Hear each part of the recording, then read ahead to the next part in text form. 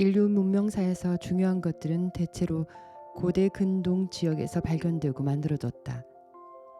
지구가 조그마한 세계라는 인식 역시 현대인들이 기원전 3세기라고 부르는 시절에 당시의 거대 도시 이집트의 알렉산드리아에서 비롯되었다.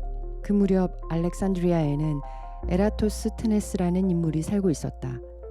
그를 시기하고 경쟁의 상대로 여겼던 여러 사람은 그를 베타라고 불렀다고 한다. 베타는 알다시피 그리스어 알파벳의 두 번째 글자이다. 에라토스테네스는 무슨 일을 하든 그 분야에서 여지없이 세계 둘째가 는 사람이기 때문에 베타라는 이름으로 불렀다는 것이다.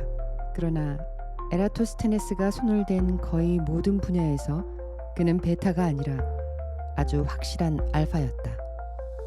에라토스테네스는 천문학자이자 역사학자, 지리학자, 철학자, 시인, 연극 평론가였으며 수학자였다. 천문학에서 시작하여 고통으로부터의 자유까지 그가 쓴 책의 제목만 보더라도 그의 관심이 광범위하고 다양했음을 알 수 있다. 그는 또한 유명한 알렉산드리아 도서관을 책임진 도서관장이었다. 어느 날 거기서 그는 파피루스 책에 다음과 같은 내용이 적혀 있는 것을 보았다. 남쪽 변방인 시엔의 지방, 나일강의 첫 급류 가까운 곳에서는 6월 21일 정오에 수직으로 꽂은 막대기가 그림자를 들이우지 않는다. 1년 중 낮이 가장 긴 하진 날에는 한낮에 가까이 갈수록 사원의 기둥들이 들이우는 그림자가 점점 짧아졌고 정오가 되면 아예 없어졌으며 그때 깊은 우물 속 수면 위로 태양이 비춰 보인다고 쓰여 있었다. 태양이 머리 바로 위에 있다는 뜻이었다. 보통 사람 같으면 쉽게 지나쳐 버릴 관측보고였다. 나무 막대기, 그림자, 우물 속에 비친 태양의 그림자, 태양의 위치처럼 단순하고 일상적인 일들이 무슨 중요한 의미를 품고 있으랴. 그러나 에라토스테네스는 과학자였다. 그는 이렇게 평범한 사건들을 유심히 봄으로써 세상을 바꿔놓았다. 어떻게 보면 세상이 다시 만들어졌다고 해도 과언이 아니다. 에라토스테네스는 실험 정신이 강한 학자였다. 그는 실제로 알렉산드리아의 막대를 수직으로 꽂고 그 막대가 6월 21일 정오의 그림자를 들이우는지 직접 조사하였다. 결과는 그림자가 생긴다였다. 이에 에라토스테네스는 어떻게 똑같은 시각에 시에네에 꽂힌 막대기는 그림자를 들이우지 않는데 그보다 더 북쪽에 있는 알렉산드리아에서는 그림자를 만드는지 자문해 보았다. 땅바닥에 고대 이집트의 지도를 그려놓고 똑같은 길이의 막대기 둘을 구해다가 하나는 알렉산드리아에 다른 하나는 시에네에 수직으로 세워놓았다고 치자. 어느 때이든 간에 각각의 막대기가 그림자를 전혀 들이우지 않은 시각이 있을 것이다. 지구가 평평하다는 사실을 전제한다면 그것은 쉽게 이해할 수 있다. 그건 그때 태양이 머리 바로 위에 비춘다는 뜻이기 때문이다. 만약 두 막대기가 동시에 똑같은 길이의 그림자를 들이운다면 그것 역시 평평한 지구에서는 말이 된다. 태양 광선이 두 막대를 비스듬히 쪼이되 그 비추는 각도가 똑같다는 뜻이다. 그러나 같은 시간에 시에네의 막대에는 그림자가 생기지 않는데 알렉산드리아에는 그림자가 생기는 것은 무엇 때문일까? 에라토스테네스가 보아하니 나올 수 있는 유일한 해답은 지구의 표면이 곡면이라는 것이었다. 뿐만 아니라 그 곡면의 구부러지는 정도가 크면 클수록 그림자 길이의 차이도 클 것이었다. 태양이 워낙 멀리 있기 때문에 지구에 다다른 태양 광선은 지구 표면 어디에서나 평행하게 떨어진다. 따라서 태양 광선에 대해 각기 다른 각도로 세워져 있는 두 막대는 서로 길이가 다른 그림자를 들이우게 된다. 그림자 길이의 차이로 따져보니 알렉산드리아와 시에네는 지구 표면을 따라 7도 정도 떨어져 있어야 했다. 다시 말해서 두 막대의 끝을 지구 중심까지 뚫고 들어가도록 연장한다면 두 막대의 사입각이 7도가 된다는 뜻이다. 지구 둘레 전체가 360도이므로 7도는 전체의 50분의 1 정도다. 에라토스테네스는 사람을 시켜 시에네까지 걸어가게 한 다음 그 거리를 보폭으로 재봤기 때문에 시에네가 알렉산드리아에서 대략 800km 떨어져 있다고 알고 있다. 800km에 50배면 4만 km. 이것이 바로 지구의 둘레인 것이다. 제대로 나온 답이었다. 이때 에라토스테네스가 사용한 도구라고 할 만한 것은 막대기, 눈, 발과 머리, 그리고 실험으로 확인코자 하는 정신이 전부였다. 그 정도만 가지고 에라토스테네스는 지구의 둘레를 겨우 몇 퍼센트의 오차로 정확하게 추정할 수 있었던 것이다. 2200년 전의 실험치고는 대단한 성과를 거둔 셈이다. 따라서 에라토스테네스를 인류 역사상 처음으로 한 행성의 크기를 정확하게 측정한 사람이라고 할 수 있을 것이다. 그 당시 지중해 연안의 사람들은 항해술이 뛰어나기로 유명했다. 그리고 알렉산드리아는 지구상 최대의 항구 도시였다. 누구든 일단 지구가 그만한 지름을 갖춘 공 모양을 하고 있는 줄 안다면 탐험 여행을 한다든지 미지의 땅을 찾아 나선다든지 혹은 한 발 더 나아가 지구를 한 바퀴 돌아오고 싶지 않았겠는가. 에라토스테네스의 시대로부터 400년 전에 이미 이집트의 파라오 네코가 고용한 페니키아의 선단이 아프리카 대륙을 일주한 적이 있다. 그들은 갑판도 없는 작고 약한 배로 홍해에서 출발하여 아프리카 동편 해안을 따라 내려갔다가 대서양을 타고 올라와 다시 지중해를 거쳐 돌아왔을 것이다. 이 서사시적 항해를 마치는데 3년이 소요됐다고 한다. 오늘날 3년은 보이저 우주선이 지구에서 토성까지 가는데 걸리는 시간이다. 에라토스테네스의 발견이 있은 후 용감하고 대담한 선원들이 여러 번 대항해를 시도하고는 했다. 그들이 모으는 배는 실로 조망만한 크기였을 것이다. 항법 도구라고는 초보적인 수준의 것들밖에 없었다. 추측 항법이 전부였으며 해안선을 따라갈 수 있는 데까지 항해했다. 처음 나선 바다일 경우에는 밤하늘에 뜨는 별자리들의 상대적인 위치를 수평선을 기준 삼아 관찰하는 식으로 현 위치의 위도를 잴 수 있었다. 하지만 이런 방법으로 경도는 알 수 없었다. 그러니 미지의 망망대해를 떠다니는 선원들은 낯익은 별자리들을 보며 불안한 마음을 가라앉혔을 것이다. 별은 탐험가의 벗이다. 별은 예전부터 지구의 바다를 항해하는 배들에게 도움을 주었듯이 지금도 우주의 바다로 나선 우주선에 힘이 되어준다. 에라토스테네스 이후로 여러 사람이 시도했겠지만 마젤란이 나타날 때까지 어느 누구도 지구를 일주하는 데 성공하지 못했다. 뱃사람과 항해장은 원래 세상사에 능하고 실리를 따지는 사람들이다. 그런 사람들이 알렉산드리아에 사는 어느 과학자의 계산을 믿고 목숨을 건 도박을 하였으니 많은 이야깃거리와 무용담이 오갔을 것이다. 에라토스테네스 시대에 만들어진 지구의는 지구를 우주에서 내려다본 모습으로 되어 있는데 이 지구위에서 탐험이 잘된 지중해 지역은 기본적으로 정확했지만 거기에서부터 벗어나면 벗어날수록 부정확했다. 코스모스에 관한 우리의 현대 자료도 이 점에서는 마찬가지다. 이것은 아쉬운 일이지만 어쩔 수 없는 일이기도 하다. 1세기에 알렉산드리아의 지리학자 스트라보는 다음과 같은 글을 남겼다. 지구를 일주하고자 나섰다 되돌아온 사람들은 대륙이 앞을 막아 회항한 것이 아니라고 한다. 바닷길은 항상 거침없이 열려 있건만 더 못 가고 돌아온 까닭은 오로지 자신의 의욕 상실과 식량 부족 때문이라고 한다. 에라토스테네스는 대서양의 넓이가 걸림돌이 되지 않는다면 이베리아 반도에서 인도까지 바다를 타고 수월하게 갈 수도 있을 것이라고 생각했다. 살기 적합한 땅이 온대 지방에 한두 개 정도 더 존재할 가능성은 충분히 있다. 만약 누군가가 산다면 그들은 이 땅에 존재하는 우리와 같은 사람들이 아닐 것이니 우리는 그곳을 또 다른 세계로 보아야 마땅하다.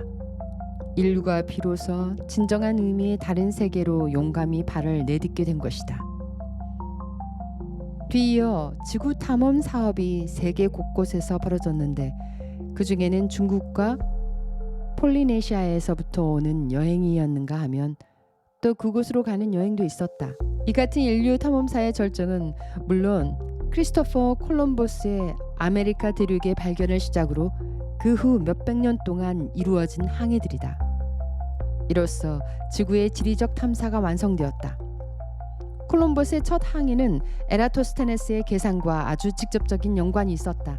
콜럼버스에게는 그가 인도의 제국들로 가는 사업이라 이름한 사업 계획이 하나 있었다. 그것은 일본과 중국, 인도를 목표로 항해할 때 동쪽으로 아프리카의 해안선을 따라 배를 몰아가는 것이 아니라 뱃머리를 돌려 미지의 서쪽 바다로 담대하게 뛰어들어가자는 것이었다.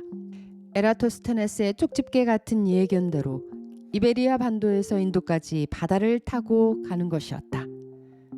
콜럼버스는 고지도를 파는 떠돌이 도부장수였다.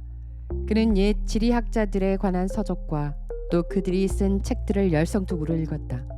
그 중에는 에라토스테네스, 스트라본, 프톨레마이오스의 저술도 들어있었다. 그러나 인도로 가는 사업이 성공하려면 그 긴 여정에서 배와 사람이 견뎌내야 하는데 그러기에는 에라토스테네스가 예측한 지구의 크기가 너무 컸다. 그래서 콜럼버스는 장꾀를 부려 자기의 계산을 조작했다. 그의 계획을 검토했던 살라망카 대학의 교수들도 콜럼버스의 계산이 거짓이란 점을 제대로 지적했다고 한다. 콜럼버스는 구할 수 있는 책을 다 뒤져 지구의 둘레로서 그 중에서 가장 짧은 것을 택했고 아시아 대륙은 동쪽으로 가장 긴 것을 찾아낸 다음 그 수치마저 늘렸던 것이다. 가는 도중에 아메리카 대륙이 있었기에 망정이지 없었더라면 콜럼버스는 쫄딱 망했을 것이다. 지금은 수많은 탐험대가 지구의 구석구석을 이미 다 거쳐간 후다. 신대륙도 잃어버린 땅도 지구에서는 더 이상 찾을 수 없다. 과학기술의 발달로 인간은 지구에서 가장 황량하고 외딴 지역이라도 찾아가서 탐사할 수 있게 되었다. 또 그런 악조건의 환경에서도 우리는 삶을 영위할 수 있게 되었다. 현대인 인간이 과학기술을 이용하여 우주로 과감히 나아가 지구 이외의 세계를 탐험하기 시작한 위대한 시대이다. 자신들의 발목을 잡고 놓아주지 않던 지구의 모습을 지구 바깥에서 내려다보는 기쁨은 얼마나 큰가. 지구는 에라토스테네스가 예측한 규모와 모양 바로 그대로였으며 대륙들의 윤곽선은 옛 지도 제작자들의 능력과 솜씨를 새삼스럽게 확인해 주었다. 에라토스테네스와 알렉산드리아의 지리학자들이 그 자리에 함께 할 수 있었다면 모두 무릎을 치며 좋아하지 않았을까. 알렉산드리아는 기원전 300년경부터 약 600년 동안 인류를 우주의 바다로 이끈 지적 모험을 잉태하고 양육한 곳이다. 그러나 그 대리석 도시의 위용과 영광의 흔적은 이제 어디에서도 찾아볼 수 없다. 피지배층이 느꼈던 배움에 대한 두려움과 그들이 겪어야 했던 지배층으로부터의 억압에 대한 반작용의 결과로 옛 알렉산드리아의 영광은 대중의 기억에서 거의 완전히 지워지고 말았다. 알렉산드리아에는 지극히 다양한 사람들이 살았다. 번성 초기에는 마케도니아 병사가, 좀 후대에 와서는 로마의 병사들이 우글댔다.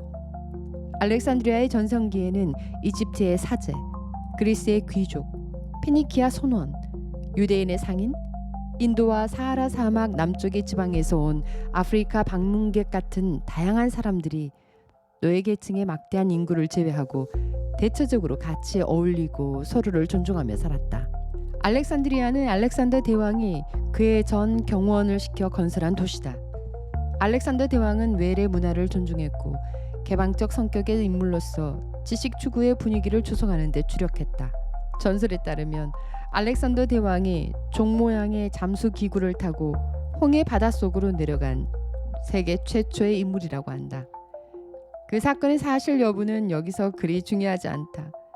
이 이야기 하나만으로도 우리는 그의 탐구 정신을 충분히 알 수 있기 때문이다. 알렉산더 대왕은 자기 수하의 장군들과 병사들이 페르시아나 인도의 여인들과 혼인하기를 권장했다. 그는 다른 나라 신도 존중했으며 이국적이고 기이한 동물들을 수집했다. 스승인 아리스토텔레스에게는 코끼리를 선물하기도 했다. 그는 호화롭게 건설된 이 도시가 무역, 문화, 학문에 관한 세계 중심지가 되기를 원했다. 폭이 30m나 되는 넓은 도로를 깔고 그 주위는 우아한 건축물과 조각상 등으로 꾸몄다. 알렉산드리아에서는 알렉산더 대왕의 기념 묘역과 고대 세계 7대 불가사의 중의 하나인 파로스 등대를 볼 수 있었다. 그러나 알렉산드리아의 제일 가는 자랑거리는 알렉산드리아 대도서관과 그 부속 박물관들이었다.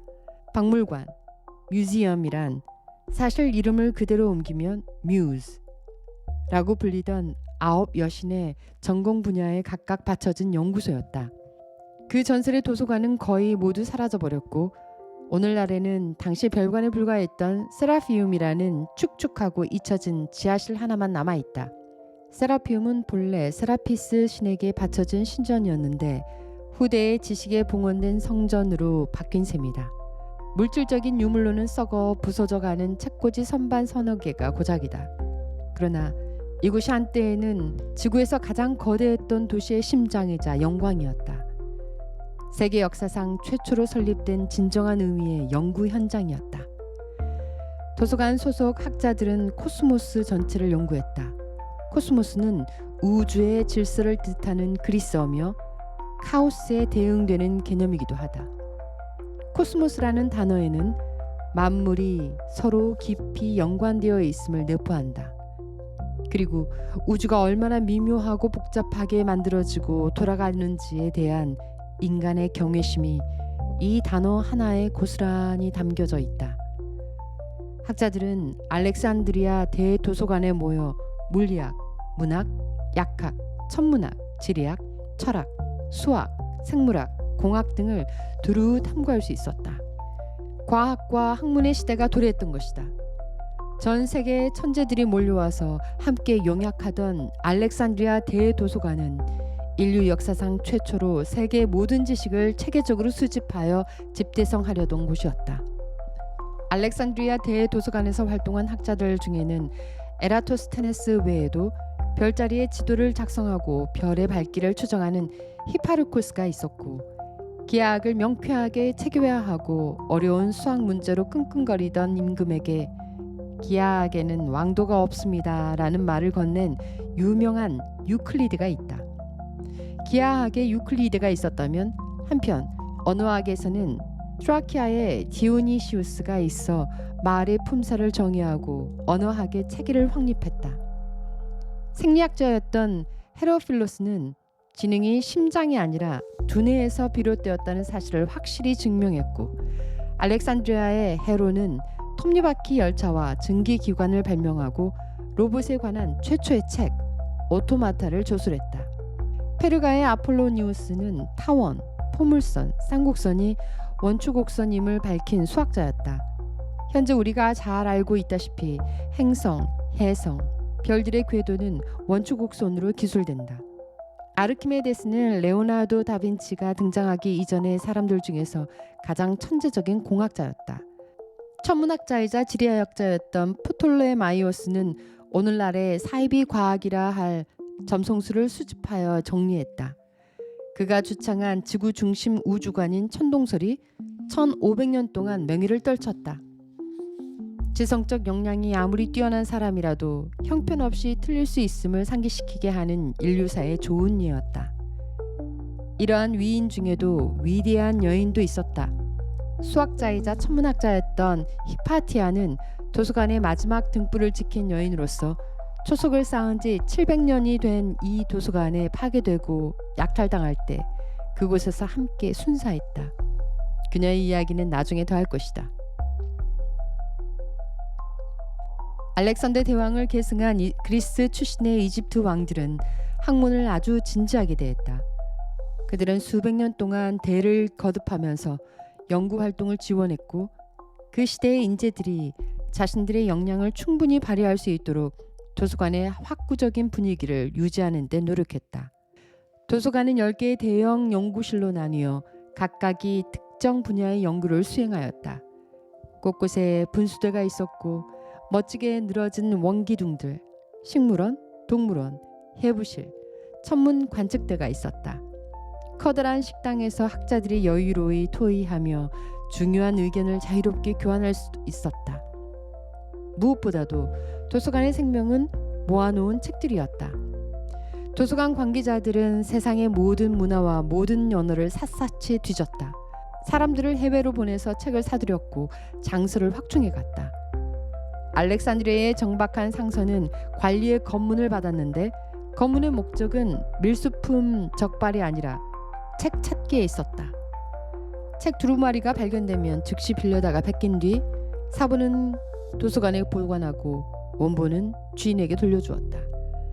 정확한 수치를 어림하긴 어렵지만 알렉산드리아의 도서관에는 일일이 손으로 쓴 파피루스 두루마리 책이 50만여 권 있었을 것으로 추정된다. 그 많던 책들은 다 어떻게 됐는가?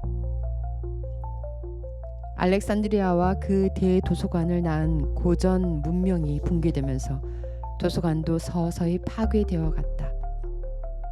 장서의 극히 일부만이 후세로 전해졌고 그나마 남은 것도 사방으로 흩어져서 고작 글 몇 줄, 종이 몇 조각이 현재까지 남아있는 것들의 전부다. 그러므로 그렇게 남은 몇 줄의 문장이나 종이 조각을 읽은 사람들은 누구나 애를 태우며 안타까워할 수밖에 없다. 한 예로 우리가 알고 있는 바에 따르면 알렉산드리아 도서관의 서가에는 사모스의 아리스타르코스라는 천문학자가 쓴 책이 한때 소장되어 있었다고 한다. 그는 지구도 하나의 행성에서 여타의 행성처럼 태양 주기를 공전한다고 주장했으며 별들이 대단히 멀리 떨어져 있는 천체라는 사실을 알고 있었다고 한다. 그가 내린 결론은 모두 다 옳았지만 그 사실을 재발견하기까지 인류는 거의 2000여 년의 세월을 더 기다려야만 했다.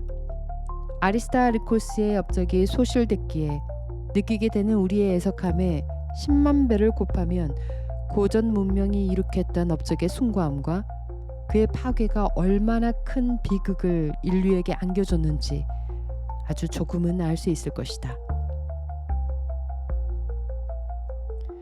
현대의 과학은 고대 세계가 알고 있던 과학의 수준을 넘어선 지 오래다. 그러나 우리의 역사적 자료에는 메울 수 없는 공백이 이가 빠진 듯 여기저기 뚫려 있다.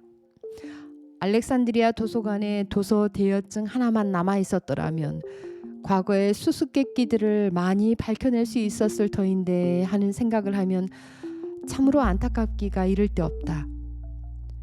알렉산드리아 도서관에는 바빌론의 사제인 베로소스가 쓴 3권짜리 세계사가 있었다고 전해지는데 실제 작품은 오늘날 세계 어디에서도 찾아볼 수 없다. 천지창조부터 대홍수까지 다루는 제1권에는 베로소스는 그 기간을 43만 2천 년으로 잡았다. 이것은 구약 성서의 연대기보다 100여 배나 긴 기간이다.